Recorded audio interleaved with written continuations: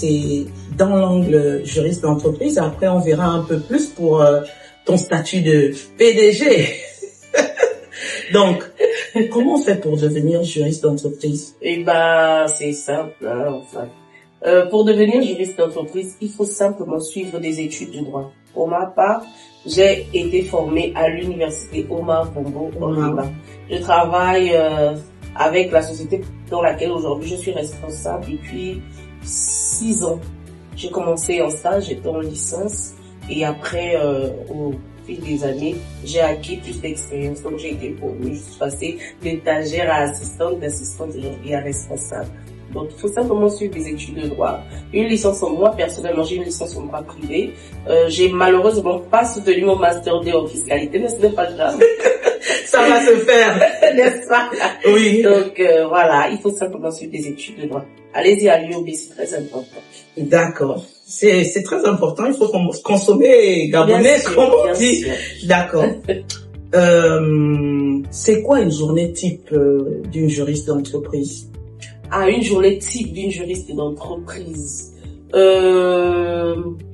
Généralement, étant donné que je suis responsable, quand j'arrive le matin, en principe, mon travail consiste à élaborer les contrats, à peut-être faire le suivi des courriers, superviser un peu avec les équipes de l'entreprise pour laquelle je travaille. Donc une journée type en tant que juriste d'entreprise, j'arrive le matin, on fait notre première réunion s'il y en a. Si aussi il faut aller sur le terrain parce que je travaille dans une société qui fait dans le BTP, donc on travaille beaucoup sur le terrain. S'il faut aller sur le terrain, on va sur le terrain. Quand on termine, je reviens. S'il faut recevoir un collaborateur, c'est-à-dire un prestataire ou un client, je le reçois. S'il faut établir son contrat, j'établis son contrat. Et après ça, ma journée est terminée. En gros, mon travail se limite beaucoup plus à l'établissement des contrats et de tout ce qui a un rapport juridique avec la société. Et c'est comme ça que se déroule ma journée en général. D'accord, très bien. Dans le cadre de ton travail de juriste, est-ce qu'il y a un challenge que tu as pu surmonter, un challenge positif ou négatif, une sorte d'obstacle que tu as pu surmonter en tant que juriste? Un challenge à proprement parler, ça a peut-être été ma formation parce que j'ai commencé à travailler très vite.